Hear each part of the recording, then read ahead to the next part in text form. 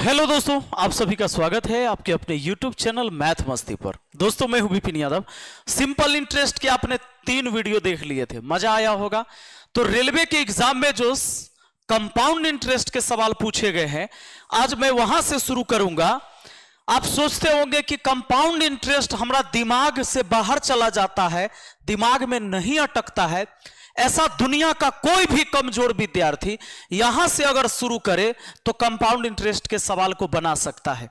आइए हम सारे सवाल करेंगे, उससे पहले हम चाहेंगे थोड़ा सा आपको बेसिक आइडिया दे दे 5 मिनट में।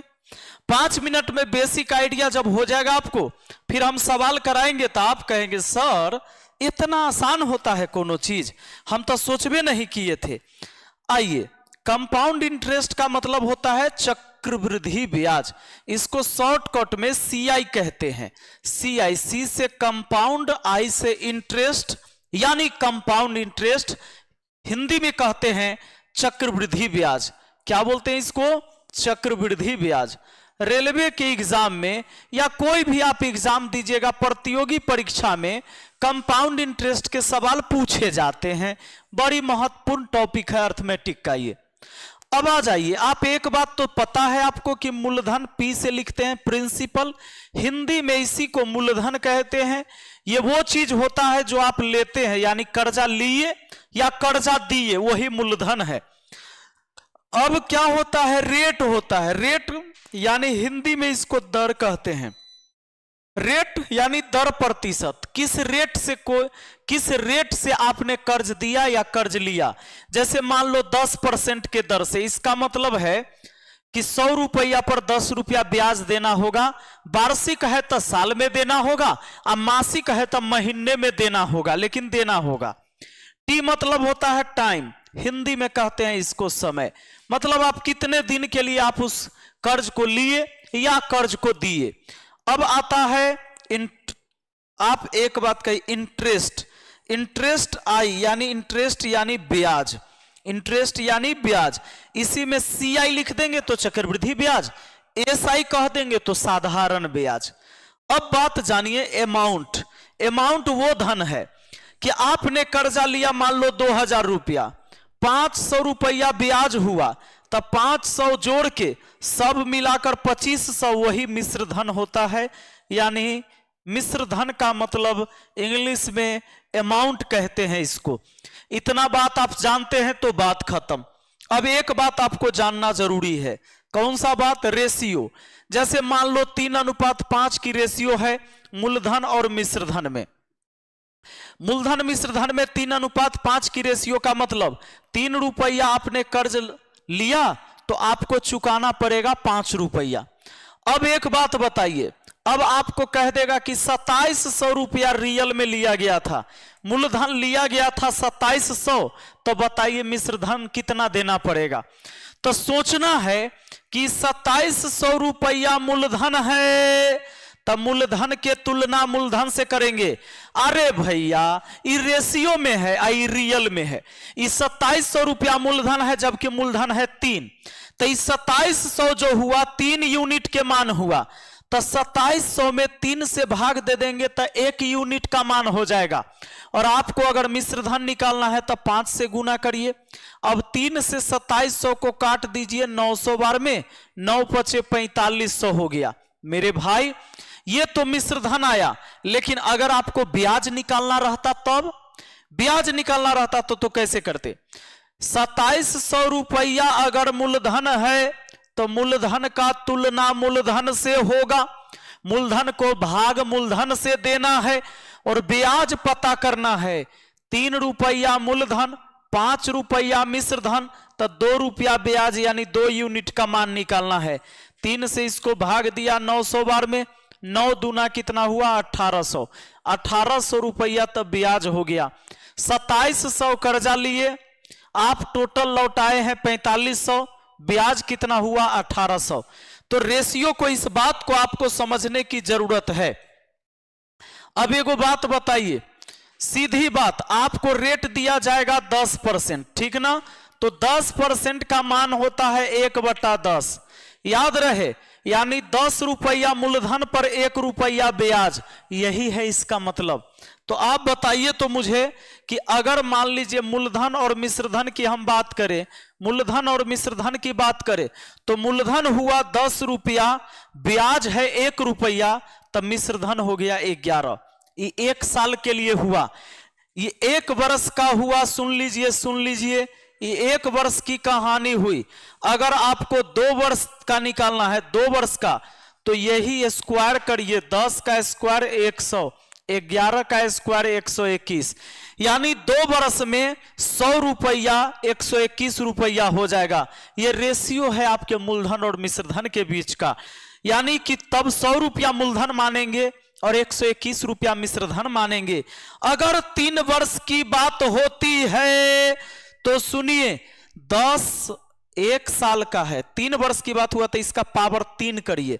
10 का पावर 3 होता है 1000, और 11 का भी पावर 3 करिए, 1331 होता है। बात आया समझ में? यानी 3 साल की बात यह होगा कि जब मूलधन 1000 रहेगा तो 3 साल में मिश्रधन 1331 आएगा, तो 331 ब्याज भी हो जाएगा, 331 ब्याज भी हो जाएगा। आया बात समझ में? अभी देखिए, आपको सारी बात मैं समझा कर देता हूं। आइए दोस्तों, देखिए इस सवाल को। प्रश्न कहता है, यहां पर प्रश्न क्या कहता है जरा गौर करिए। प्रश्न को एक बार पढ़ लिया जाए अच्छे से। सवाल कहता है, ब्याज की गणना वार्षिक चक्रवृद्धि ब्याज आधार पर करने पर 10% वार्षिक चक्रवृद्धि ब्याज की दर पर निवेशित कोई धनराशि 2 वर्ष में 10,164 हो जाती है। निवेश की गई धनराशि कितनी है? अब बताइए, निवेश की गई धनराशि आपसे पूछा गया है। इस सवाल में कोनो दम आपको बुझा रहा है? इस सवाल तो ऐसे ही आप बना दीजिएगा। कैसे? 10% का मान 1/10 होता है, यानी मूलधन 10 तो ब्याज 1 हुआ। मूलधन 10 ब्याज 1 हुआ, मूलधन 10 तो ब्याज 1, तो मिश्रधन हो गया 11। अब बताइए, लेकिन 2 साल का चर्चा हुआ है तो 10 का स्क्वायर यहां लिख देंगे 100, और 11 का स्क्वायर यहां लिख देंगे 121। यहां पर आपको मिश्रधन प्राप्त हुआ है 10,164, तो ये जो 10,164 है ये मिश्रधन है। तब मिश्रधन की तुलना हम मिश्रधन से करेंगे।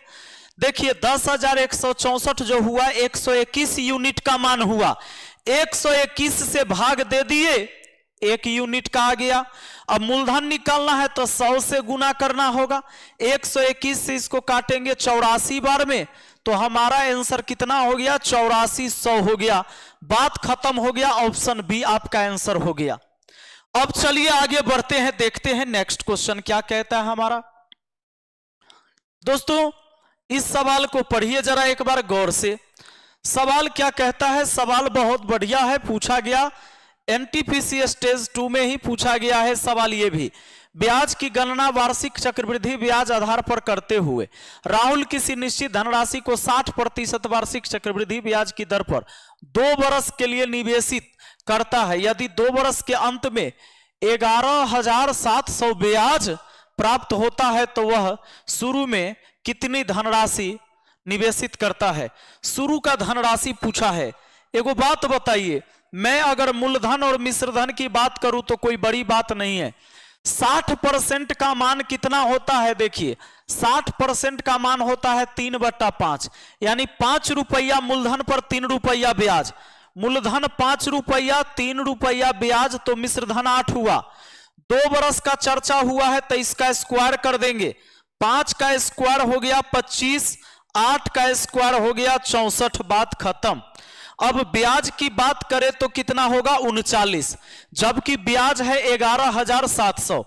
अब ये 11,700 ब्याज है, ब्याज को तुलना ब्याज से 39 से भाग देंगे, और मूलधन पूछा है तब 25 से गुना करेंगे। 39 से काट देंगे तो देखिए कितना बार में? 3, यानी 300 बार में, यानी 25 तिहाई कितना हो गया? 7500 हो गया मूलधन, यानी 7500। Option D. देखिए, इतना सिंपल है, इतना आसान है, इससे आसान दुनिया में कुछ बना ही नहीं। सुनिए, गणित सीखने से आसान दुनिया में कोई भी चीज नहीं है। आप झूठों के डरते रहते हैं। अब देखिए ये सवाल, यहां से अगर आप शुरू किए हैं तो आपको चक्रवृद्धि ब्याज पूरे के पूरा समझ में आएगा। कहता है मनीष एक निश्चित राशि को 5% वार्षिक ब्याज की दर पर जमा करता है, जिस पर ब्याज की गणना वार्षिक चक्रवृद्धि ब्याज आधार पर होती है। 3 वर्ष के अंत में मनीष को मिश्रधन के रूप में 92,610 रुपया प्राप्त होता है। मनीष द्वारा जमा की गई धनराशि कितनी है? अब मनीष द्वारा जमा की गई धनराशि पूछा गया है। चलिए थोड़ा सा क्वेश्चन को मैं यहां छोटा कर देता हूं।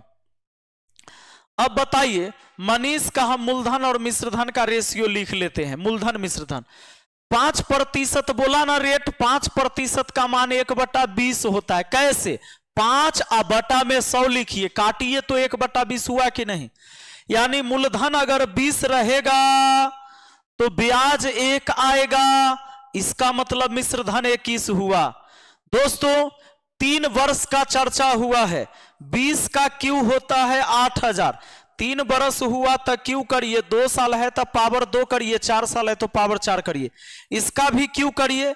21 का क्यू होता है 9261, 21 का क्यू कितना होता है? 9261 होता है।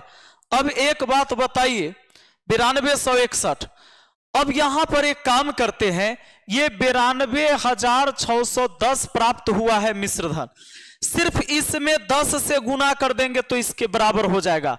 इसका मतलब कि 9261 का मान ही तो ये मिश्रधन, ये भी मिश्रधन, इसका 10 गुना है तो सिर्फ इसका 10 गुना करना है, इसका 10 गुना करना, यहां 8000 रहता, इसका 10 गुना करना है तो 80,000 हो जाएगा। 80,000 ऑप्शन बी आपका आंसर हो जाएगा। बात खत्म। देखे कितना आसान है, इतना आसान है, इतना आसान है कि इससे आसान तो दुनिया में कुछ है ये नहीं है। अब बताइए तो इस सवाल को देखिए, तो आप पढ़िए एक बार, एक नजर आप ही देखिए इसको। सवाल कहता है एक धनराशि को 10% वार्षिक चक्रवृद्धि ब्याज की दर से 2 वर्ष के लिए निवेशित करने पर मिश्रधन 1815 प्राप्त होता है। आरंभ में निवेशित मूलधन ज्ञात करें। मूलधन यानी पीछे का बात पूछा गया है। अब बताइए 10% का मान होता है 1/10। मूलधन मिश्रधन की रेशियो लिखूं तो 10% का मान जब 1/10 होता है, 10 रुपया मूलधन पर 1 रुपया ब्याज यानी मिश्रधन 11। हमें यहां पर चर्चा 2 साल का है, 2 साल का है तो स्क्वायर करेंगे, 10 का स्क्वायर 100 होगा, 11 का स्क्वायर 121 हो गया। अब बताइए यहां पर 1815 रुपया प्राप्त हुआ है मिश्रधन, यानी कि ये जो 1815 रुपया है ये किसका मान है? 121 यूनिट का मान है। ये भी मिश्रधन, ये भी मिश्रधन।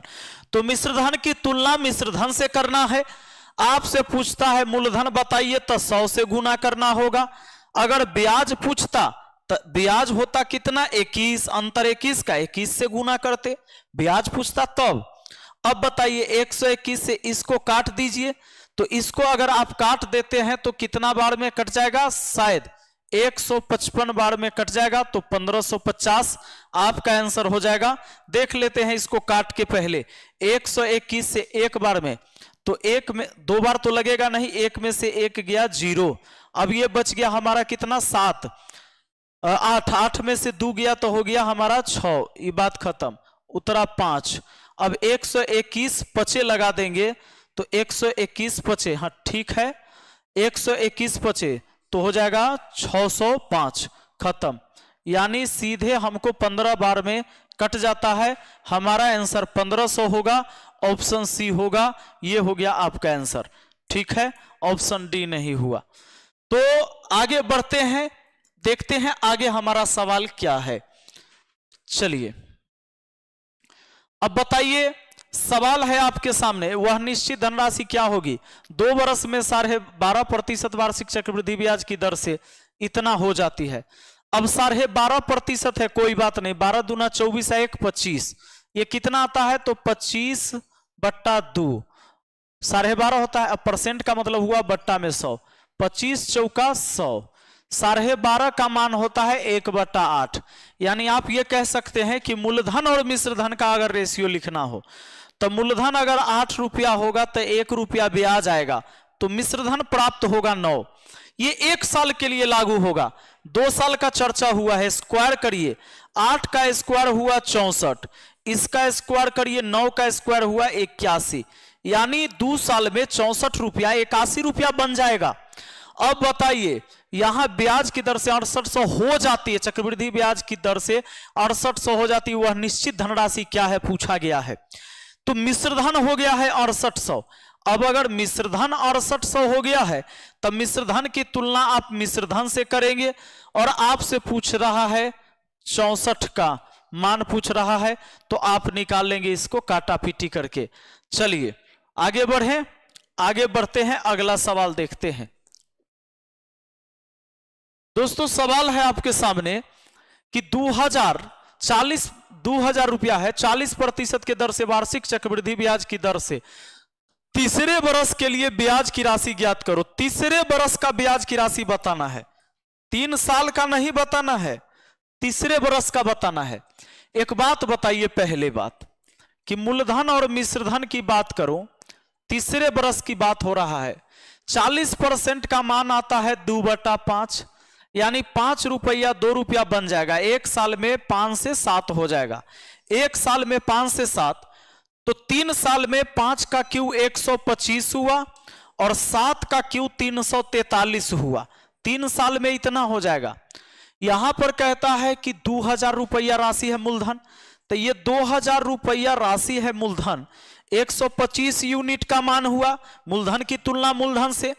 और यहां पर ब्याज निकाल लेते हैं, तो ब्याज कितना आएगा, 13 में से 5 गया 8, 3 में से 2 गया 1, 3 में से 1 गया 2, 218। 125 से इसको काट देते हैं, 16 बार में कट गया, 16 8 28 से हासिल हो गया 12, 16 कम 16 12 हो गया, 28 के 8 हासिल हो गया 2। अब 16 दूना 32 और 2 हो गया 34, 3488 हो जाएगा ब्याज 3 साल का। लेकिन 3 साल का नहीं पूछा आपसे, 3488 आप आंसर नहीं कर सकते। 3 साल का पूछता तब होता ये ब्याज, तीसरे बरस खाली कितना ब्याज हुआ ये पूछा, तो तीसरे बरस से पहले 2 साल हुआ होगा, यानी शुरू से 2 साल तक का ब्याज हटाना होगा। यानी मुझे इस बार मूलधन और मिश्रधन 2 साल का भी ब्याज निकालना होगा, मूलधन मिश्रधन का रेशियो लिख के। तो देखिए 1 साल में 5 से 7 हो रहा है, क्योंकि 5 रुपया पर 2 रुपया ब्याज, तो 2 साल में होगा 25, 5 के स्क्वायर 25 और 7 के स्क्वायर 49, यानी 2000 रुपया पर देखेंगे कि 2 साल में ब्याज कितना आता है। 2000 रुपया पर 25 से भाग देंगे, मूलधन को मूलधन से भाग दिए, और ब्याज देख लीजिए कितना आया, 24 से गुना होगा, 25 8 कितना 200, 24 से कितना हो जाएगा 80 बार में कट जाएगा ये, तो 24 8 192, 1920, 2 साल में 1920, 3 साल में ब्याज 3428, तो तीसरा साल कितना, ये 1920 इसमें से घटाना पड़ेगा, क्योंकि 2 साल तक के ब्याज घटा लेते हैं। 8 8 में से 2 गया 6, 14 में से 9 गया 5, 3 में से गया 2 में से 1 गया 1, 1568 रुपया आपका आंसर होगा। तीसरा साल का केवल ब्याज 1568 होगा। दोस्तों मुझे पूरा भरोसा है आपको ये बात समझ में आया होगा। चलिए अगर ये वीडियो अच्छा लगा है तो लाइक जरूर करिएगा, कमेंट करके बताइएगा। इसका नेक्स्ट पार्ट देखने के लिए आप फिर से तैयार रहिए, कल शाम में 5 बजे फिर दोबारा आपको वीडियो मिलेगा इसका। चलिए धन्यवाद।